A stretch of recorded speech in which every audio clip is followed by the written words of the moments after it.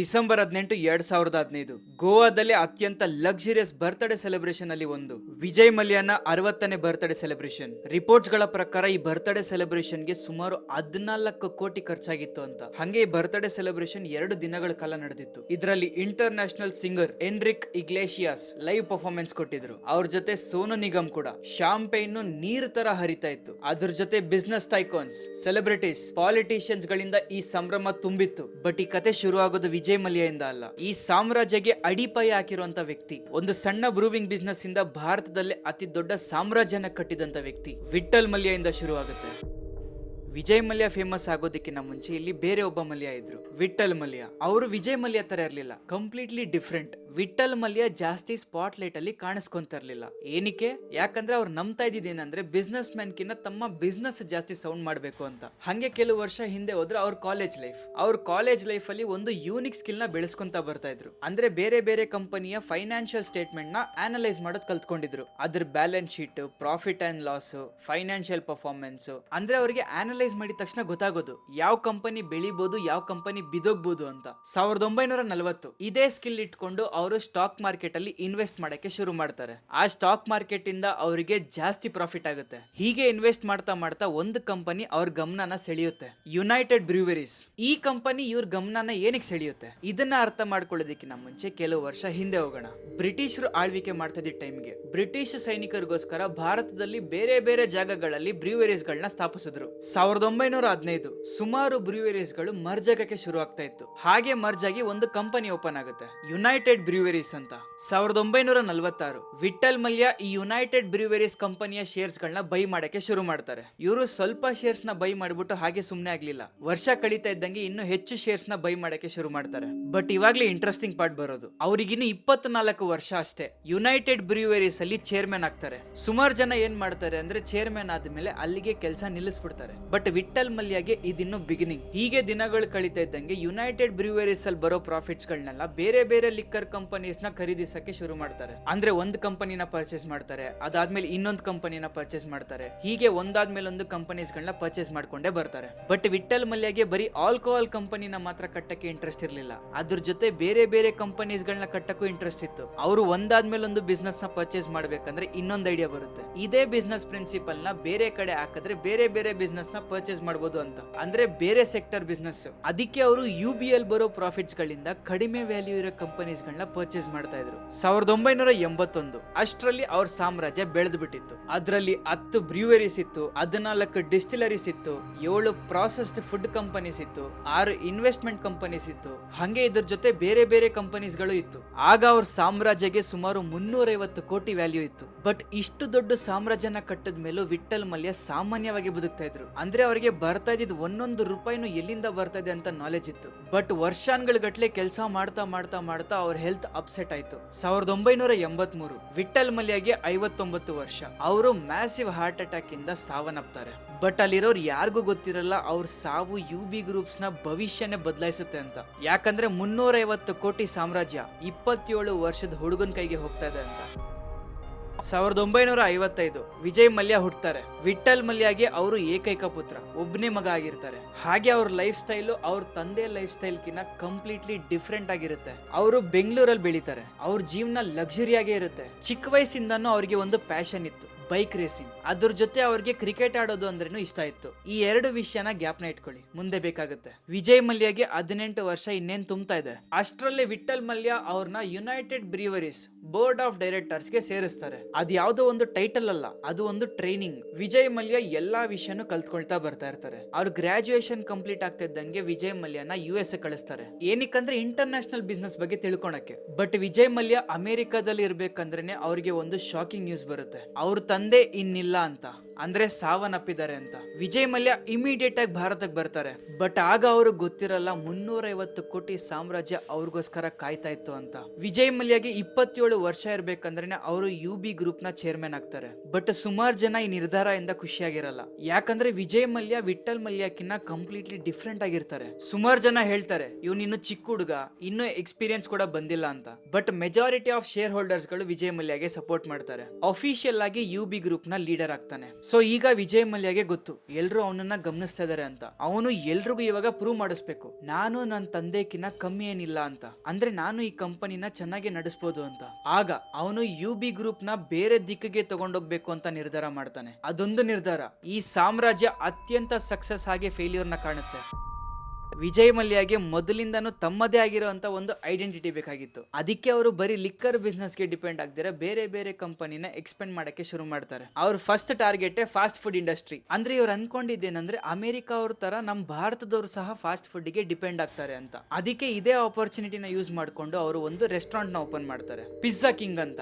ಈ ರೆಸ್ಟೋರೆಂಟ್ ನ ಬೇರೆ ಬೇರೆ ಔಟ್ಲೆಟ್ಸ್ ಓಪನ್ ಆಗುತ್ತೆ, ಡೆಲ್ಲಿಲಿ, ಮುಂಬೈಯಲ್ಲಿ. ಬಟ್ ಸ್ಟಾರ್ಟಿಂಗ್ ಅಲ್ಲೆಲ್ಲ ಚೆನ್ನಾಗೇ ಇರುತ್ತೆ. ಬಟ್ ಒಂದು ಪ್ರಾಬ್ಲಮ್ ಇತ್ತು, ಒಬ್ಬ ಅನ್ಎಕ್ಸ್ಪೆಕ್ಟೆಡ್ ಕಾಂಪಿಟೇಟರ್ ಇವನ್ ದಾರಿ ಮಧ್ಯ ಇದ್ದ, ದ ಮುಂಬೈ ಡಬ್ಬಾವಾಲ. ಸುಮಾರು ವರ್ಷದ ಮುಂಚೆನೇ Mumbai dabbawala home food delivery system ನ ನಿರ್ಮಿಸಿದ್ರು, ಅಂದ್ರೆ ಕಟ್ಟಿದ್ರು. ಅದರಲ್ಲಿ ಸುಮಾರು ಜನ ಆಫೀಸ್ ವರ್ಕರ್ಸ್ ಗಳು ಇದೇ ಮನೆ ಊಟನ ಇಷ್ಟಪಡ್ತಾ ಇದ್ರು. ಅಂದ್ರೆ ಆ ಟೈಮಲ್ಲಿ ನಮ್ಮ ಭಾರತದಲ್ಲಿ ಆಚೆ ತಿನ್ನೋ ವ್ಯವಸ್ಥೆ ಇಷ್ಟ ಪಡ್ತಾ ಇರ್ಲಿಲ್ಲ. ಅಂದ್ರೆ ಆಚೆ ತಿನ್ನೋದು ಅಂದ್ರೆ ಇವಾಗಿನ ತರ ಇಷ್ಟ ಇರ್ತಾ ಇರ್ಲಿಲ್ಲ ಯಾರಿಗೂ. ಸೊ ಇದರಿಂದ ಪಿಜ್ಜಾ ಕಿಂಗ್ ಗೆ ಲಾಸ್ ಆಯ್ತು. ಬರೀ ಒಂದೇ ಔಟ್ಲೆಟ್ ಮಾತ್ರ ಉಳಿದಿತ್ತು, ಇನ್ನ ಬೇರೆ ಔಟ್ಲೆಟ್ಸ್ ಗಳೆಲ್ಲ ಮುಚ್ಚೋಯ್ತು. 1987ರಲ್ಲಿ ಪಿಜ್ಜಾ ಕಿಂಗ್ ಕಂಪ್ಲೀಟ್ ಆಗಿ ಶಟ್ ಡೌನ್ ಆಯ್ತು, ಅಂದ್ರೆ ಮುಚ್ಚೋಯ್ತು. ಬಟ್ ವಿಜಯ್ ಮಲ್ಯ ಅಲ್ಲಿಗೆ ನಿಲ್ಲಿಸಲಿಲ್ಲ.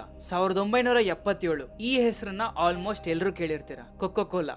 1977ರಲ್ಲಿ ಈ ಕೊಕೊ ಕೋಲಾ ಕಂಪನಿ ಭಾರತನ ಬಿಟ್ಟಿತ್ತು, ಅಂದ್ರೆ ಎಕ್ಸಿಟ್ ಆಗಿತ್ತು. ಸೊ ಈಗ ಈ ಮಾರ್ಕೆಟ್ ಅಲ್ಲಿ ಒಂದು ದೊಡ್ಡದಾಗಿರೋ ಗ್ಯಾಪ್ ಇದೆ. ಈ ಗ್ಯಾಪ್ ನ ತುಂಬಿಸಕ್ಕೋಸ್ಕರ ವಿಜಯ್ ಮಲ್ಯ ಇನ್ನೊಂದು ಬಿಸ್ನೆಸ್ ಪ್ಲಾನ್ ನ ಮಾಡ್ತಾರೆ. ಅವರು ಅವ್ರದೇ ಆಗಿರೋ ಒಂದು ಕೋಲಾ ಬ್ರ್ಯಾಂಡ್ ನ ಲಾಂಚ್ ಮಾಡ್ತಾರೆ, ಥ್ರಿಲ್ ಅಂತ. ಬಟ್ ಕಸ್ಟಮರ್ಸ್ ಗೆ ಈ ಪ್ರಾಡಕ್ಟ್ ಒಂಚೂರು ಇಷ್ಟ ಆಗ್ಲಿಲ್ಲ. ಅದಕ್ಕೆ ಥ್ರಿಲ್ ಕೂಡ ಅಲ್ಲೇ ಮುಚ್ಚೋಯ್ತು. ಹೀಗೆ ವರ್ಷಗಳು ಕಳೀತಾ ಬರ್ತಾ ಇದೆ. ವಿಜಯ್ ಮಲ್ಯ ಎಕ್ಸ್ಪೆರಿಮೆಂಟ್ ಮೇಲೆ ಎಕ್ಸ್ಪೆರಿಮೆಂಟ್ ಮಾಡ್ತಾ ಇದ್ದಾರೆ. Engineering, manufacturing, chemicals, software, transportation, mining, hospitality, ಹಾಗೆ ಟೆಲಿಕಮ್ಯುನಿಕೇಶನ್ಸ್ ಕೂಡ. ಬಟ್ ಅನ್ಫಾರ್ಚುನೇಟ್ಲಿ ಯಾವ ಕೆಲಸ ಕೂಡ ಕೈ ಹಿಡಿತಾ ಇಲ್ಲ. ಆಗ ವಿಜಯ್ ಮಲ್ಯ ತಮ್ಮ ತಂದೆಯಿಂದ ಪಡೆದಿರೋ ಸಕ್ಸಸ್ಫುಲ್ ಬಿಸ್ನೆಸ್ ನ ಮಾರ್ಬಿಡ್ತಾರೆ. ಆ ಸುಮಾರು ಕಂಪನೀಸ್ ಗಳಲ್ಲಿ ಬರ್ಜರ್ ಪೇಂಟ್ಸ್ ಕೂಡ ಒಂದಾಗಿರುತ್ತೆ. ಅದನ್ನ ಸುಮಾರು 400 ಕೋಟಿಗೆ ಸೇಲ್ ಮಾಡಿರ್ತಾರೆ. ಬಟ್ ಇವತ್ತಿಗೆ ಆ ಕಂಪನಿ ವ್ಯಾಲ್ಯೂಯೇಷನ್ ಅವತ್ತಿಗಿನ ತುಂಬಾನೇ ಜಾಸ್ತಿ. ಬಟ್ ಇವಾಗ್ಲೇ ಮೋಸ್ಟ್ ಇಂಟ್ರೆಸ್ಟಿಂಗ್ ಪಾರ್ಟ್ ಬರೋದು. ಒಂದು ಬಿಸ್ನೆಸ್ ಎಕ್ಸ್ಟ್ರಾರ್ಡಿನರಿ ಪ್ರಾಫಿಟ್ ಮಾಡ್ತಾ ಇತ್ತು. ಅವ್ರ ತಂದೆ ಕಟ್ಟಿದಂತ ಸಾಮ್ರಾಜ್ಯ, ಲಿಕ್ಕರ್ ಸಾಮ್ರಾಜ್ಯ. ಈಗ ಆದಷ್ಟು ಜಲ್ದಿ ವಿಜಯ್ ಮಲ್ಯ ಹೆಸರು ಎಲ್ಲಾ ಕಡೆ ಹರಡಕ್ಕೆ ಶುರು ಆಯ್ತು. ಎಲ್ರಿಗೂ ವಿಜಯ್ ಮಲ್ಯ ಯಾರು ಅಂತ ಗೊತ್ತಾಗ್ತಾ ಇದೆ. ಆಗ ಅವ್ರಿಗೆ ಮರೆಯಕ್ಕೆ ಆಗದಿರೋ ಅಂತ ಒಂದು ಟೈಟಲ್ ಸಿಗುತ್ತೆ, the king of good times.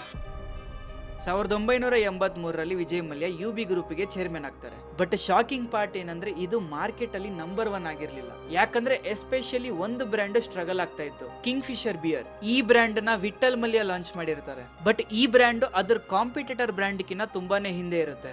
Golden eagle beer, ಈ ಬ್ರ್ಯಾಂಡ್ ಕಿಂಗ್ ಫಿಶರ್ ಬಿಯರ್ ನ ಕಾಂಪಿಟೇಟರ್ ಬ್ರ್ಯಾಂಡ್ ಆಗಿತ್ತು. ಸೊ ಈಗ ವಿಜಯ್ ಮಲ್ಯ ಇಡೀ ಮಾರ್ಕೆಟ್ ನ ಕೇರ್ಫುಲ್ ಆಗಿ ಸ್ಟಡಿ ಮಾಡ್ತಾರೆ. ಆಗ ಅವರು ಒಂದು ಇಂಟ್ರೆಸ್ಟಿಂಗ್ ದೃಶ್ಯನ ಕಾಣ್ತಾರೆ. ಆಲ್ಮೋಸ್ಟ್ ಎಲ್ಲಾ ಬಿಯರ್ ಕಂಪನೀಸ್ ಗಳು ತನ್ನ ಹಳೆ ಕಸ್ಟಮರ್ಸ್ ಗಳನ್ನ ಟಾರ್ಗೆಟ್ ಮಾಡ್ತಾ ಇತ್ತು. ಅಂದ್ರೆ ಯಾರು ಕೂಡ ಯಂಗ್ ಜನರೇಷನ್ ಗಳನ್ನ ಟಾರ್ಗೆಟ್ ಮಾಡ್ತಾ ಇರ್ಲಿಲ್ಲ. ಸೊ ಈಗ ವಿಜಯ್ ಮಲ್ಯಗೆ ಒಂದು ಆಪರ್ಚುನಿಟಿ ಸಿಕ್ದಂಗಾಯ್ತು. ಪ್ರಾಡಕ್ಟ್ ನ ಚೇಂಜ್ ಮಾಡೋ ಬದಲು ಅವರು ಬ್ರ್ಯಾಂಡ್ ನೇ ಚೇಂಜ್ ಮಾಡ್ತಾರೆ. ಆಗ ಕಿಂಗ್ ಫಿಶರ್ ಗೆ ಒಂದು ಹೊಸ ಐಡೆಂಟಿಟಿ ಸಿಕ್ತು. ಹಳೆ ಬ್ಲಾಕ್ ಅಂಡ್ ವೈಟ್ ಲೋಗೋನ ತೆಗೆದಾಕ್ಬಿಟ್ಟು ಹೊಸ ಬ್ರೈಟ್ ಕಲರ್ಸ್ ನ ಕೊಡ್ತಾರೆ. ಅದರಲ್ಲಿರೋ ಪಕ್ಷಿ ಕೂಡ ಚೇಂಜ್ ಆಗುತ್ತೆ. ಮುಂಚೆ ಆ ಪಕ್ಷಿ ಕೂತ್ಕೊಂಡಿತ್ತು, ಬಟ್ ಈಗ ಆ ಪಕ್ಷಿ ಹಾರ್ತಾ ಇದೆ. ಸೊ ಇವಾಗ ನೀವು ಕೇಳ್ಬೋದು, ಆ ಸಣ್ಣ ಲೋಗೋ ಇಂದ ಇಷ್ಟೊಂದು ಡಿಫ್ರೆನ್ಸ್ ಬರುತ್ತಾ ಅಂತ. ಆ ಲೋಗೋ ಅಲ್ಲಿ ಅಂತದೇನ್ ಮೆಸೇಜ್ ಇತ್ತು? ಇದೆ freedom, energy, youth.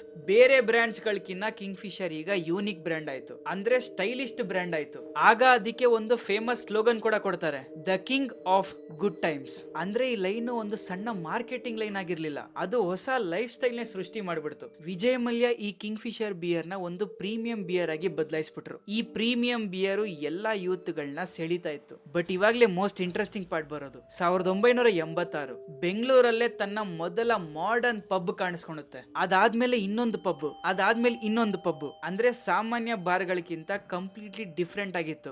Bright lighting, clean interiors, modern music, ಹಂಗೆ ಒಂದು ಕಂಪ್ಲೀಟ್ಲಿ ಹೊಸ ಎಕ್ಸ್ಪೀರಿಯನ್ಸ್. ಫಸ್ಟ್ ಟೈಮ್ ಶ್ರೀಮಂತ ಫ್ಯಾಮಿಲಿ, ಯಂಗ್ ಪ್ರೊಫೆಷನಲ್ಸ್ ಹಾಗೆ ಮಹಿಳೆಯರ್ ಸಹ ಈ ಪಬ್ಗೆ ಬರಕ್ಕೆ ಶುರು ಮಾಡ್ತಾರೆ. ವಿಜಯ್ ಮಲ್ಯ ಇದೇ ಆಪರ್ಚುನಿಟಿನ ಯೂಸ್ ಮಾಡಿಕೊಂಡು ಕಿಂಗ್ ಫಿಶರ್ ಡ್ರಾಫ್ಟ್ ಬಿಯರ್ ನ ಇದೇ ಪಬ್ ಗಳಲ್ಲಿ ಲಾಂಚ್ ಮಾಡ್ತಾನೆ. ಈ ಡ್ರಾಫ್ಟ್ ಬಿಯರ್ ಗೆ ರೆಸ್ಪಾನ್ಸ್ ತುಂಬಾ ಹೆಚ್ಚಾಗಿ ಸಿಗುತ್ತೆ. ಆದಷ್ಟು ಜಲ್ದಿ ಈ ಕಿಂಗ್ ಫಿಶರ್ ಡ್ರಾಫ್ಟ್ ಸಕ್ಸಸ್ ಆಗಿ ಬದಲಾಗುತ್ತೆ. ಈ ಪಬ್ ಕಲ್ಚರ್ ಬೆಂಗಳೂರಲ್ಲಿ ಬೆಳಿತಾನೆ ಬರ್ತಾ ಇದ್ದಂಗೆ ಈ ಕಿಂಗ್ ಫಿಶರ್ ಕೂಡ ಬೆಳಿತಾನೆ ಬರ್ತಾ ಇತ್ತು. ಕೊನೆಗೆ ಬೆಂಗಳೂರಿಗೆ ಹೊಸ ಹೆಸರು ಕೂಡ ಬಂತು, ಭಾರತದ ಪಬ್ ಕ್ಯಾಪಿಟಲ್ ಅಂತ. ಅಂದ್ರೆ ಹೊಸ ಪಬ್ಗಳು ಎಲ್ಲೆಲ್ಲಿ ಬರ್ತಾ ಇತ್ತು ಅಲ್ಲೆಲ್ಲ ಕಿಂಗ್ ಫಿಶರ್ ಕಸ್ಟಮರ್ ಆಲ್ರೆಡಿ ಕಾಣಿಸ್ಕೊಂತ ಇತ್ತು. ಬಟ್ ವಿಜಯ್ ಮಲ್ಯಗೆ ಇಷ್ಟೇ ಸಾಕಾಗ್ತಾ ಇರ್ಲಿಲ್ಲ. ಈ ಕಿಂಗ್ ಫಿಶರ್ ಬ್ರ್ಯಾಂಡ್ ನ ಬರೀ ಬಿಯರ್ ಗಷ್ಟಿರ ಬೇರೆ ಬೇರೆ ಕಡೆನೂ ಎಕ್ಸ್ಪೆಂಡ್ ಮಾಡಕ್ಕೆ ತೀರ್ಮಾನ ಮಾಡ್ತಾರೆ.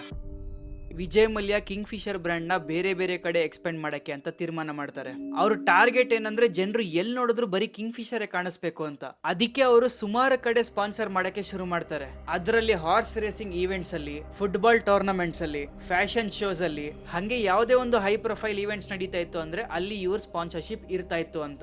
ಬಟ್ ಇವಾಗ್ಲೇ one of the most unique marketing idea the Kingfisher calendar. ಇದರಲ್ಲಿ ಪ್ರತಿ ವರ್ಷ ಬ್ಯೂಟಿಫುಲ್ ಬೀಚ್ ಫೋಟೋಗ್ರಾಫ್ಸ್, ಅದರಲ್ಲಿ ಟಾಪ್ ಮಾಡೆಲ್ಸ್ ಗಳನ್ನ ಪಬ್ಲಿಷ್ ಮಾಡ್ತಾ ಇದ್ರು. ಆದಷ್ಟು ಜಲ್ದಿ ಕಿಂಗ್ ಫಿಶರ್ ಕ್ಯಾಲೆಂಡರ್ ಒಂದು ನ್ಯಾಷನಲ್ ಸೆನ್ಸೇಷನ್ ನ ಹುಟ್ಟಾಕ್ತು. ಆ ಕ್ಯಾಲೆಂಡರ್ ಅಲ್ಲಿ ಫ್ಯೂಚರ್ ಬಾಲಿವುಡ್ ಸ್ಟಾರ್ಸ್ ನು ಇಂಟ್ರೊಡ್ಯೂಸ್ ಮಾಡಿಸ್ತಾ ಇದ್ರು. ದೀಪಿಕಾ ಪಡುಕೋಣೆ, ಕತ್ರಿನಾ ಕ್ಯಾಫ್, ಈಶಾ ಗುಪ್ತಾ ಅವ್ರ ಕರಿಯರ್ ಗಳಿಗೆ ಮೇಜರ್ ಟರ್ನ್ ಕೊಟ್ಟಿದೆ ಈ ಕ್ಯಾಲೆಂಡರ್ಸ್. ವಿಜಯ್ ಮಲ್ಯ ಅವ್ರ ಮನೆ ಹೆಸರಿಗೂ ಕಿಂಗ್ ಫಿಶರ್ ನ ಸೇರಿಸ್ತಾರೆ. ನಿಧಾನವಾಗಿ ಕಿಂಗ್ ಫಿಶರ್ ಈಗ ಬಿಯರ್ ಬ್ರ್ಯಾಂಡ್ ಅಷ್ಟೇ ಅಲ್ಲ, ಅದೊಂದು celebration, luxury, fun, urban life style. So ಈಗ ವಿಜಯ್ ಮಲ್ಯ ಬಿಯರ್ ಮಾರ್ಕೆಟ್ ನ ಯಾರು ಮುಟ್ಟಕ್ಕಾಗದಿರೋ ರೇಂಜ್ ಬೆಳೆಸಿರ್ತಾನೆ. ಅಷ್ಟರಲ್ಲೇ ಬೇರೆ ವಿಷಯಕ್ಕೆ ತಮ್ಮ ಗಮನನ ಹರಿಸ್ತಾರೆ. ವಿಸ್ಕಿ.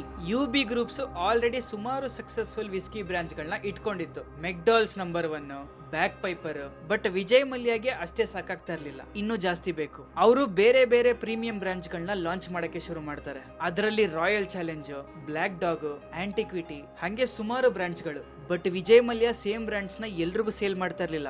ಅವರು ಕಸ್ಟಮರ್ ಬಿಹೇವಿಯರ್ ನ ಅರ್ಥ ಮಾಡ್ಕೊಂತ ಇದ್ರು.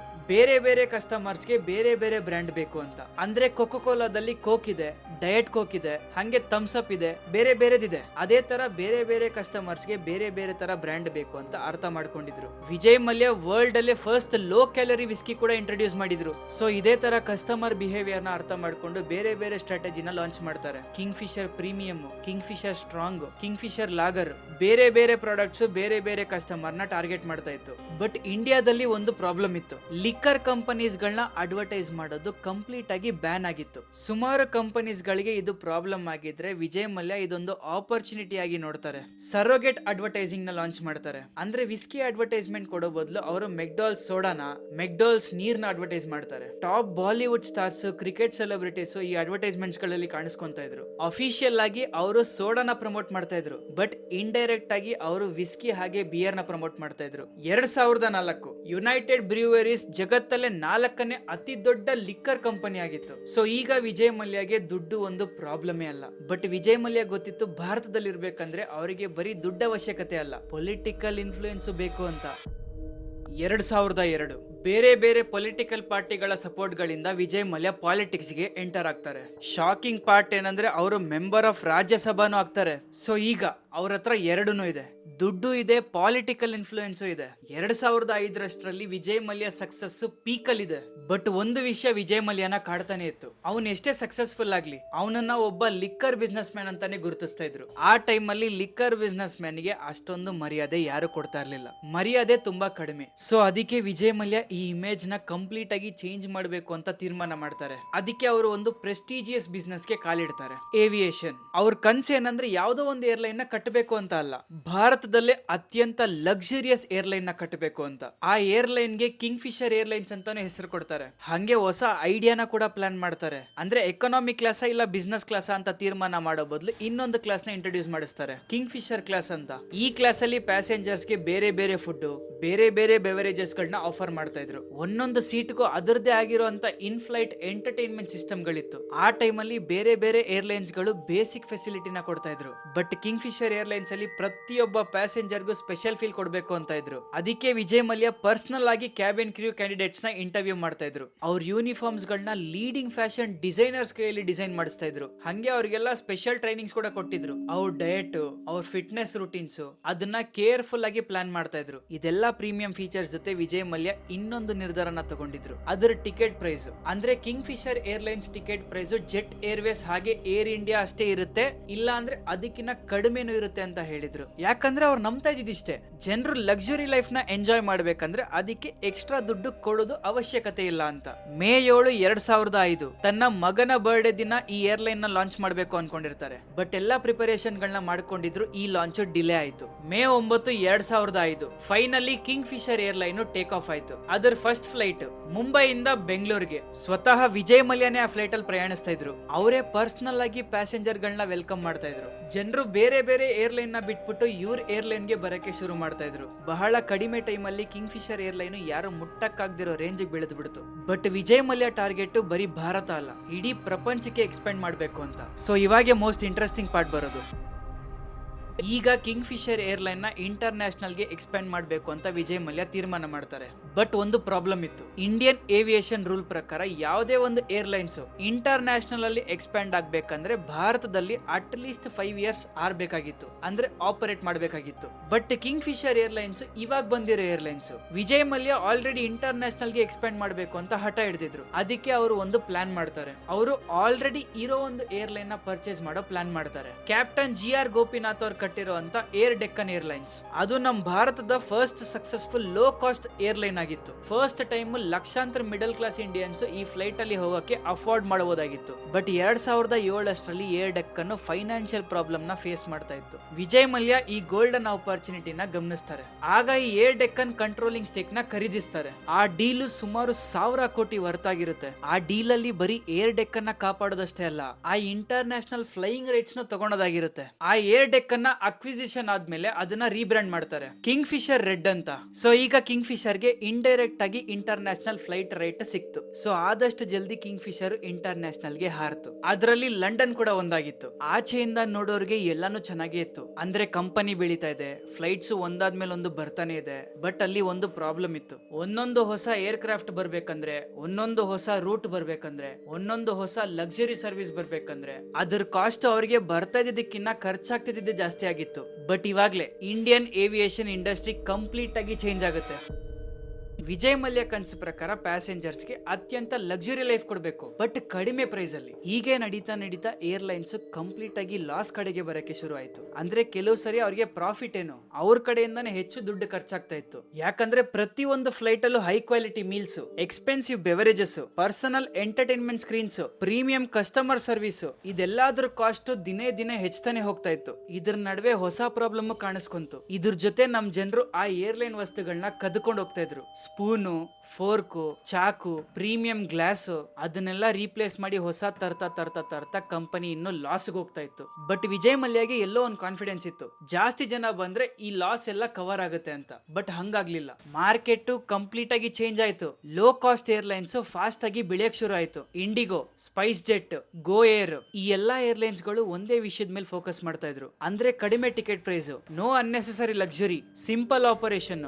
ಆಗ ನಮ್ ಜನರಿಗೆ ಒಂದು ಪ್ರಶ್ನೆ ಹುಟ್ಕೊಳ್ಳುತ್ತೆ, ಎರಡು ಫ್ಲೈಟ್ ಒಂದೇ ಕಡೆ ಹೋಗ್ತಾ ಇದೆ ಅಂದ್ಮೇಲೆ ನಾನು ಎಕ್ಸ್ಟ್ರಾ ದುಡ್ಡು ಏನಿಗೆ ಕಟ್ಲಿ ಅನ್ಬಿಟ್ಟು. ಸೊ ಈಗ ಜನರಿಗೆ ಲಕ್ಸುರಿಕಿನ ಟಿಕೆಟ್ ಪ್ರೈಸ್ ಬಗ್ಗೆ ಯೋಚನೆ ಜಾಸ್ತಿ ಆಗೋಯ್ತು. ಅದ್ರ ಜೊತೆ ಇನ್ನೊಂದು ಗ್ಲೋಬಲ್ ಕ್ರೈಸಿಸ್ ಬಂತು. 2008 ಗ್ಲೋಬಲ್ ಫೈನಾನ್ಷಿಯಲ್ ಕ್ರೈಸಿಸ್.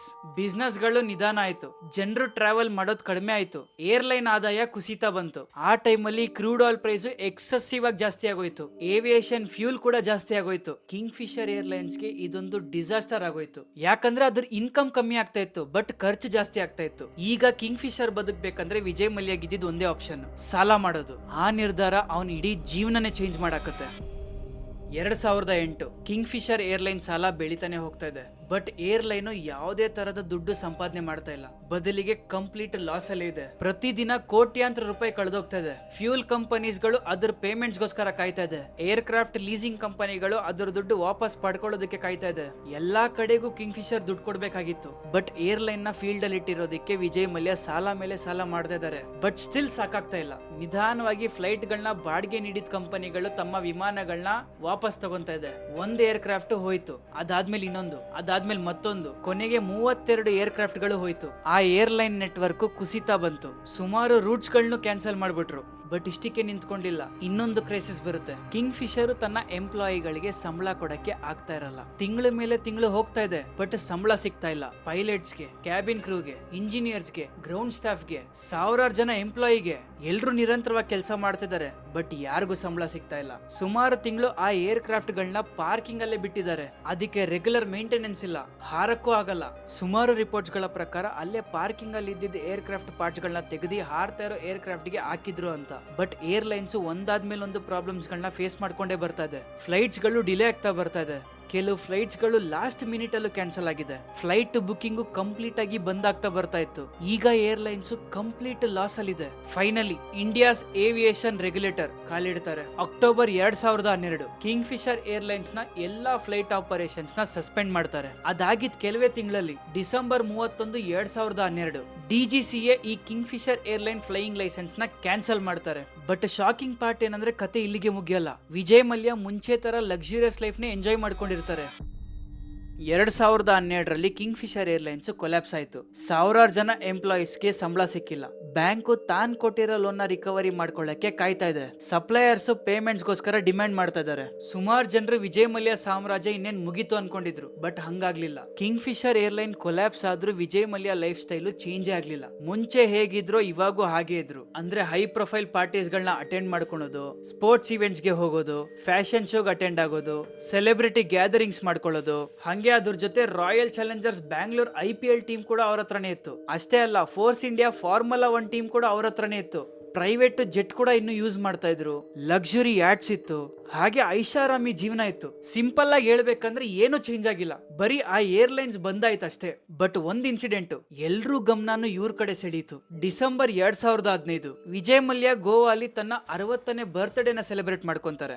ರಿಪೋರ್ಟ್ಸ್ ಗಳ ಪ್ರಕಾರ ಆ ಸೆಲೆಬ್ರೇಷನ್ ಸುಮಾರು 13 ರಿಂದ 14 ಕೋಟಿ ಖರ್ಚಾಗಿದೆ ಅಂತ. ಅದರಲ್ಲಿ ಇಂಟರ್ನ್ಯಾಷನಲ್ ಸಿಂಗರ್ ಎನ್ರಿಕ್ ಇಗ್ಲೇಶಿಯಾಸ್ ಅವರು ಲೈವ್ ಪರ್ಫಾರ್ಮೆನ್ಸ್ ಕೊಟ್ಟಿದ್ರು. ಅವ್ರ ಜೊತೆ ಸೋನು ನಿಗಮ್ ಕೂಡ. ಅವ್ರು ಸೆಲೆಬ್ರೇಟ್ ಮಾಡ್ತಾ ಇದ್ದ ಫೋಟೋಸ್ ನ್ಯೂಸ್ ಪೇಪರ್ ಅಲ್ಲಿ, ಟೆಲಿವಿಷನ್ಸ್ ಅಲ್ಲಿ ಎಲ್ಲಾ ಕಡೆನೂ ಹರಡಿತ್ತು. ಅದಕ್ಕೆ ಜನರು ಈಗ ಒಂದು ಸಿಂಪಲ್ ಕ್ವಶನ್ ಕೇಳ್ತಾರೆ, ವಿಜಯ್ ಮಲ್ಯ ಹತ್ರ ದುಡ್ಡಿಲ್ಲ ಅಂದ್ರೆ ಹೇಗೆ ಇಷ್ಟು ದೊಡ್ಡದಾಗಿ ಸೆಲೆಬ್ರೇಟ್ ಮಾಡಿದ್ರು ಅಂತ. ಯಾಕಂದ್ರೆ ಸಾವಿರಾರು ಜನ ಎಂಪ್ಲಾಯಿಗೆ ಸಂಬಳ ಕೊಟ್ಟಿಲ್ಲ, ಬ್ಯಾಂಕ್ಗೆ ಸಾಲ ತೀರ್ಸಿಲ್ಲ, ಹಾಗೆ ಸುಮಾರು ಜನರಿಗೆ ದುಡ್ಡು ಕೊಡಬೇಕು, ಬಟ್ ಸ್ಟಿಲ್ ಇಷ್ಟು ಗ್ರ್ಯಾಂಡ್ ಆಗಿ ಸೆಲೆಬ್ರೇಟ್ ಮಾಡಿದ್ರು ಅಂತ. ದಿನಗಳು ಕಳೀತಾ ಇದ್ದಂಗೆ ಈ ಕ್ರಿಟಿಸಿಸಂ ಬೆಳಿತಾನೆ ಹೋಗ್ತಾ ಇತ್ತು. ಬಟ್ ಈಗ RBI ಗವರ್ನರ್ ರಘುರಾಮ್ ರಾಜನ್ ಈ ಬಿಸ್ನೆಸ್ ಮ್ಯಾನ್ ಬಗ್ಗೆ ಒಂದು ಕಮೆಂಟ್ ಮಾಡ್ತಾರೆ. ಅಂದ್ರೆ ಬಿಸ್ನೆಸ್ ಫೇಲ್ ಆದ್ಮೇಲೂ ಲಕ್ಸುರಿಯಸ್ ಲೈಫ್ ನ ಎಂಜಾಯ್ ಮಾಡ್ತಾ ಇರೋದು ನೋಡಿದ್ರೆ ಸುಮಾರು ಜನರಿಗೆ ಪ್ರಶ್ನೆ ಹುಟ್ಟುತ್ತೆ ಅಂತ. ಇದ್ರ ನಡುವೆ ಇನ್ನೊಂದು ಮೇಜರ್ ಕಾಂಟ್ರವರ್ಸಿನೂ ಬರುತ್ತೆ. ಬ್ಯಾಂಕ್ಸ್ ಕ್ವೆಶ್ಚನ್ ಮಾಡಕ್ಕೆ ಶುರು ಮಾಡ್ತಾರೆ, ಅಂದ್ರೆ ಎಕ್ಸಾಕ್ಟ್ ಆಗಿ ಎಷ್ಟು ದುಡ್ಡು ಕಿಂಗ್ ಫಿಶರ್ ಏರ್ಲೈನ್ಸ್ ಬಾರೋ ಮಾಡ್ಕೊಂಡಿದ್ರು ಅಂತ. ಅದರ ನಡುವೆ ಹೇಗೆ ಅಷ್ಟು ದೊಡ್ಡ ಅಮೌಂಟ್ ನ ಇವರಿಗೆ ಲೋನ್ ಆಗಿ ಕೊಟ್ರು ಅಂತ. ಅವರು ಎಷ್ಟು ಲೋನ್ ಮಾಡಿದ್ರು ಅಂತ ತಿಳ್ಕೊಂಡ್ರೆ ನೀವು ಕೂಡ ಶಾಕ್ ಆಗ್ತೀರಾ. ಸೊ ಈಗ ವಿಜಯ್ ಮಲ್ಯ ಬ್ಯಾಂಕ್ ನ ಅಪ್ರೋಚ್ ಮಾಡಿದ್ರು. ಬಟ್ ಅದರಲ್ಲಿ ಒಂದು ಲೋನ್ ಅಮೌಂಟ್ ಸುಮಾರು ಕಾಂಟ್ರವರ್ಸಿನ ಹುಟ್ಟಾಕ್ತು. ಯಾಕಂದ್ರೆ ಆ ಲೋನ್ ಅಮೌಂಟ್ ಸುಮಾರು 950 ಕೋಟಿ ಆಗಿರುತ್ತೆ. ಅದು IDBI ಬ್ಯಾಂಕ್ ಇಂದ. ಈಗ ಜನರು ಪ್ರಶ್ನೆ ಮಾಡಿದ್ರು, ಹೇಗೆ ಒಂದು ಬೀಳ್ತಾ ಇರೋ ಏರ್ಲೈನ್ ಗೆ ಅಷ್ಟು ದೊಡ್ಡ ಅಮೌಂಟ್ ನ ಲೋನ್ ಆಗಿ ಕೊಟ್ರಿ ಅಂತ. ಇನ್ವೆಸ್ಟಿಗೇಷನ್ಸ್ ನ ಪ್ರಕಾರ ಬ್ಯಾಂಕ್ ಒಂದು ಆಸ್ತಿ ಮೇಲೆ ಅವ್ರಿಗೆ ಲೋನ್ ಕೊಟ್ರು ಅಂತ. ಆ ಆಸ್ತಿ ಯಾವ್ದಂದ್ರೆ ಕಿಂಗ್ ಫಿಶರ್ ಬ್ರ್ಯಾಂಡ್. ಅದ್ರ value estimate ಮಾಡ್ಕೊಳ್ಳೋದಕ್ಕೋಸ್ಕರ IDBI grand Thant ಅನ್ನ ಅಪಾಯಿಂಟ್ ಮಾಡ್ಕೊಂಡಿರ್ತಾರೆ. ಅವ್ರ ವ್ಯಾಲ್ಯೂಯೇಷನ್ ರಿಪೋರ್ಟ್ ಪ್ರಕಾರ ಆ ಕಿಂಗ್ ಫಿಶರ್ ಬ್ರ್ಯಾಂಡ್ ಸುಮಾರು 4100 ಕೋಟಿ ಬೆಲೆ ಬಾಳ್ತಾ ಇತ್ತು ಅಂತ. ಅಂದ್ರೆ ಈ ಲೋನ್ ಅಪ್ರೂವ್ ಮಾಡೋದಿಕ್ಕೆ ಆ king Fisher brand major role ಆಗಿತ್ತು ಅಂತ. ಬಟ್ ಜನರು ಪ್ರಶ್ನೆ ಮಾಡಕ್ಕೆ ಶುರು ಮಾಡಿದ್ರು, ಒಂದು ಬ್ರ್ಯಾಂಡ್ ಹೆಸರು ಇಟ್ಕೊಂಡು ಹೇಗೆ ಲೋನ್ ಕೊಟ್ರಿ ಅಂತ. ಯಾಕಂದ್ರೆ ಅದು ಫಿಸಿಕಲ್ ಕೊಲೆಟ್ರಲ್ ಅಲ್ಲ, ಬರೀ ಒಂದು ಬ್ರ್ಯಾಂಡ್ ಹೆಸರು ಹೇಳ್ಕೊಂಡು ಹೇಗೆ ಲೋನ್ ಕೊಟ್ರಿ ಅಂತ. ಬಟ್ ಇವಾಗ್ಲೇ ಮೋಸ್ಟ್ ಶಾಕಿಂಗ್ ಪಾರ್ಟ್ ಬರೋದು, ಅವರಿಗೆ ಲೋನ್ ಕೊಟ್ಟಿರೋದು ಬರೀ ಒಂದು ಬ್ಯಾಂಕ್ ಅಲ್ಲ, ಅಂದ್ರೆ ಸುಮಾರು 17 ಬ್ಯಾಂಕ್ ಇವರಿಗೆ ಲೋನ್ ಕೊಟ್ಟಿರ್ತಾರೆ, ಅದು ಸಾವಿರಾರು ಕೋಟಿ. ಬಟ್ ಇನ್ನೊಂದು ಕಡೆ ಕಿಂಗ್ ಫಿಶರ್ ಏರ್ಲೈನ್ಸ್ಗೆ ಯಾವುದೇ ತರದ ಪ್ರಾಫಿಟ್ ಆಗ್ತಾ ಇಲ್ಲ, ಬದಲಿಗೆ ದುಡ್ಡು ಹೋಗ್ತಾನೆ ಇದೆ. ಅದರಲ್ಲಿ ಸಾಲದ ಒಂದು ಭಾಗ ಆಗಿ ಕಂಪನಿಯ ಶೇರ್ಗಳನ್ನು ಕೊಟ್ಟಿದ್ರು. ಬ್ಯಾಂಕ್ಸ್ ಕಾಯ್ತಾ ಇದ್ರು, ಇವತ್ತಿಲ್ಲ ಅಂದ್ರೆ ನಾಳೆ ಕಿಂಗ್ ಫಿಶರ್ ಏರ್ಲೈನ್ಸ್ ದುಡ್ಡು ಮಾಡೇ ಮಾಡುತ್ತೆ ಅಂತ. ಬಟ್ ಹಂಗಾಗ್ಲಿಲ್ಲ, ಬದಲಿಗೆ ಕಿಂಗ್ ಫಿಶರ್ ಏರ್ಲೈನ್ ಕುಸಿತಾ ಬರ್ತಾ ಇತ್ತು. ಅದರ ಶೇರ್ ವ್ಯಾಲ್ಯೂನು ಕಡಿಮೆ ಆಗ್ತಾ ಬರ್ತಾ ಇತ್ತು. ಬ್ಯಾಂಕು ಇನ್ನೂ ಹೆಚ್ಚು ದುಡ್ಡನ್ನ ಕಳ್ಕೊಂತಾ ಇತ್ತು. ಬಟ್ ಇವಾಗ ಇಂಟ್ರೆಸ್ಟಿಂಗ್ ಪಾರ್ಟ್ ಬರೋದು, ವಿಜಯ್ ಮಲ್ಯ ಪರ್ಸನಲ್ ಗ್ಯಾರಂಟರ್ ಆಗಿ ಸೈನ್ ಮಾಡಿರ್ತಾರೆ. ಅಂದ್ರೆ ಇನ್ ಕೇಸ್ ಏನಾದ್ರೂ ಕಂಪನಿ ಫೇಲ್ ಆಯ್ತು ಅಂದ್ರೆ ಅದರ ಪೂರ್ತಿ ರೆಸ್ಪಾನ್ಸಿಬಿಲಿಟಿ ಇವರೇ ತಗೊಂತಾರೆ ಅಂತ. ಈಗ ಸುಮಾರು ಪ್ರಶ್ನೆಗಳು ಹುಟ್ಟಿದಾದ್ಮೇಲೆ ಈ ಕೇಸಲ್ಲಿ CBI, ಎನ್ಫೋರ್ಸ್ಮೆಂಟ್ ಡೈರೆಕ್ಟರೇಟ್, ಬೇರೆ ಬೇರೆ ಇನ್ವೆಸ್ಟಿಗೇಟಿಂಗ್ ಏಜೆನ್ಸೀಸ್ ಗಳು ಕಾಣಿಸ್ಕೊಂತಾರೆ. ಸೊ ಈಗ ಸೆಂಟ್ರಲ್ ಬ್ಯೂರೋ ಆಫ್ ಇನ್ವೆಸ್ಟಿಗೇಷನ್ ಅಂದ್ರೆ ಸಿಬಿಐ ಈ ಕೇಸ್ ನ ರಿಜಿಸ್ಟರ್ ಮಾಡ್ತಾರೆ. ಎನ್ಫೋರ್ಸ್ಮೆಂಟ್ ಡೈರೆಕ್ಟರೇಟ್ ಅಂದ್ರೆ ಇಡಿ ಈ ಕೇಸ್ ನ ಇನ್ವೆಸ್ಟಿಗೇಟ್ ಮಾಡ್ತಾರೆ. ಇನ್ವೆಸ್ಟಿಗೇಷನ್ಸ್ ನ ಪ್ರಕಾರ ಅವ್ರಿಗೆ ಕೊಟ್ಟಿರೋ ಲೋನ್ ಅಮೌಂಟ್ ಯಾವ ಪರ್ಪಸ್ ಗೆ ಕೊಟ್ಟಿದ್ರು ಆ ಪರ್ಪಸ್ ಗೆ ಯೂಸೇ ಮಾಡಿಲ್ಲ ಅಂತ, ಅಂದ್ರೆ ಸುಮಾರು ಫಂಡ್ಸ್ ಗಳನ್ನ ಬೇರೆ ಬೇರೆ ಟ್ರಾನ್ಸಾಕ್ಷನ್ ಇಂದ ಡೈವರ್ಟ್ ಮಾಡಿದ್ದಾರೆ ಅಂತ. ಇದೆಲ್ಲ ಅಲಿಗೇಷನ್ಸ್ ಇನ್ವೆಸ್ಟಿಗೇಷನ್ ಮಾಡ್ಬೇಕಂದ್ರೆ ಬಂದಿರೋದು. ಹಂಗೆ ಇನ್ವೆಸ್ಟಿಗೇಟರ್ಸ್ ಇನ್ನೊಂದು ದೃಶ್ಯನ ಕಾಣ್ತಾರೆ. ಪೇಮೆಂಟ್ ಬೇರೆ ಬೇರೆ ಕಂಟ್ರಿಯಿಂದ ಬೇರೆ ಬೇರೆ ಕಂಟ್ರಿಗೂ ಮಾಡಿದ್ದಾರೆ ಅಂತ. ದುಡ್ಡು ಯಾವ ಪರ್ಪಸ್ ಗೆ ಇಸ್ಕೊಂಡಿದ್ರು ಆ ಪರ್ಪಸ್ ಗೆ ಕೊಟ್ಟಿದಾರ, ಖರ್ಚು ಮಾಡಿದಾರ ಅಂತ. ಬಟ್ ಈಗ ಬ್ಯಾಂಕ್ ಗೆ ವಿಜಯ್ ಮಲ್ಯ ಬಗ್ಗೆ ಎಲ್ಲಾ ವಿಷಯನೂ ಗೊತ್ತಾಯ್ತು. ಅಂದ್ರೆ ಬ್ಯಾಂಕ್ ಪ್ರಕಾರ ವಿಜಯ್ ಮಲ್ಯಗೆ ಆ ದುಡ್ಡನ್ನ ವಾಪಸ್ ಕಟ್ಟೋ ಸಾಮರ್ಥ್ಯ ಇತ್ತು, ಬಟ್ ಆದ್ರೂ ಅವ್ರು ವಾಪಸ್ ಕಟ್ಲಿಲ್ಲ ಅಂತ. ಬಟ್ ಈ ಎಲ್ಲಾ ಆರೋಪಗಳನ್ನ ವಿಜಯ್ ಮಲ್ಯ ತಳ್ತಾನೆ ಬರ್ತಾ ಇರ್ತಾರೆ. ಅಂದ್ರೆ ಕಿಂಗ್ ಫಿಶರ್ ಏರ್ಲೈನ್ ಬೀಳೋ ಕಾರಣ ಬಿಸ್ನೆಸ್ ಕಂಡೀಷನ್ ಅಂತ. ವಿಜಯ್ ಮಲ್ಯ ಪ್ರಕಾರ ಏರ್ಲೈನ್ ಕುಸ್ತೋಗಿದ್ದು because of high fuel prices, global financial crisis ಹಾಗೆ ಇಂಟೆನ್ಸ್ ಕಾಂಪಿಟೇಷನ್ ಇಂದ ಅಂತ. ಬಟ್ ಜನರು ಇವ್ರ ಮಾತನ್ನ ಕೇಳಲೇ ಇಲ್ಲ. ಯಾಕಂದ್ರೆ ಸಾವಿರಾರು ಜನ ಎಂಪ್ಲಾಯಿಗಳಿಗೆ ಇವನ್ ಸಂಬಳ ಅನ್ನೋದೇ ಕೊಟ್ಟಿರಲ್ಲ, ಬ್ಯಾಂಕ್ ಗೆ ಸಾಲ ಕೂಡ ತೀರ್ಸಿರಲ್ಲ. ಬಟ್ ಸ್ಟಿಲ್ ವಿಜಯ್ ಮಲ್ಯ ಎಲ್ಲಾ ಪಾರ್ಟಿಗಳಿಗೆ ಅಟೆಂಡ್ ಆಗ್ತಿದ್ದಾರೆ. ಮುಂಚೆ ಹೇಗ್ ಬದುಕಿದಾರೋ ಇವಾಗ್ಲೂ ಹಾಗೆ ಬದುಕ್ತಾ ಇದಾರೆ ಅಂತ. ಬಟ್ ಇವಾಗ್ಲೇ 2016 ಎಲ್ಲಾನು ಚೇಂಜ್ ಆಗೋಯ್ತು.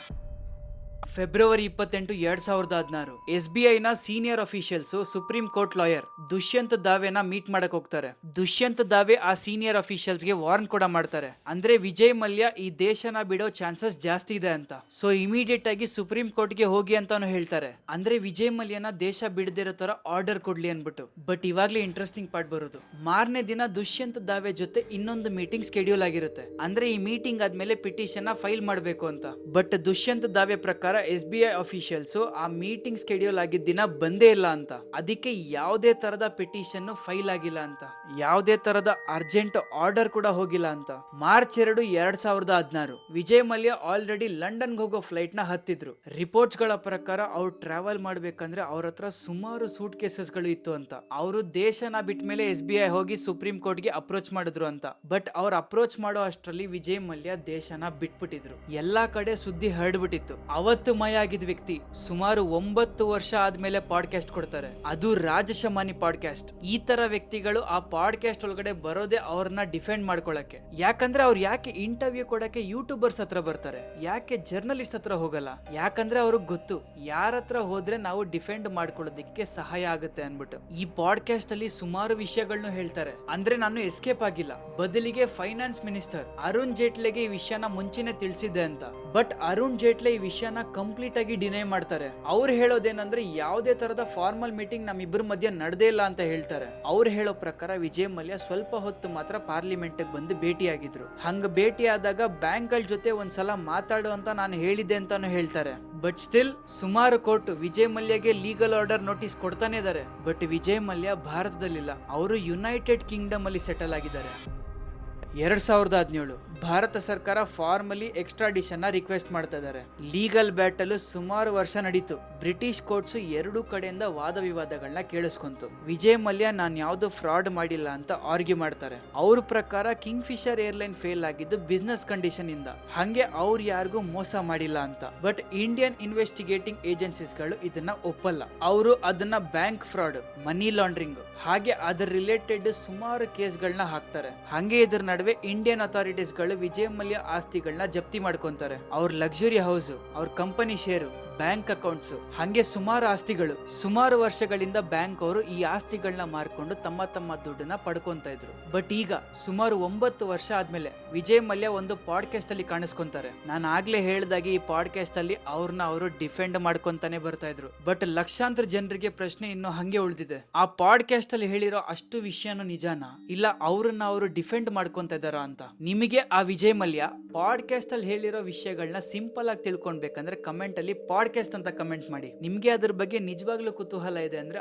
ಆದಷ್ಟು ಬೇಗ ಅದ್ರ ಬಗ್ಗೆ ವಿಡಿಯೋ ಮಾಡ್ತೀನಿ, ಜಸ್ಟ್ ಕಮೆಂಟ್ ಮಾಡಿ. ಸೊ ಇದನ್ನ ಬಿಟ್ಟು ನಿಮ್ಗೆ ಏನಾದ್ರು ಗೊತ್ತಿದ್ರೆ ಕಮೆಂಟ್ ಅಲ್ಲಿ ತಿಳಿಸಿ. ಜನ ಕಾಯ್ತಾ ಇರ್ತಾರೆ, ನಾನು ಕಾಯ್ತಾ ಇರ್ತೀನಿ. ಸೊ ಮುಂದಿನ ವಿಡಿಯೋದಲ್ಲಿ ಹೊಸ ವಿಷಯದ ಬಗ್ಗೆ ಮಾತಾಡೋಣ ಅಂತ ಇವತ್ತಿನ ವಿಡಿಯೋ ಇಲ್ಲಿಗೆ ಮುಗಿಸೋಣ. ನಮಸ್ಕಾರ.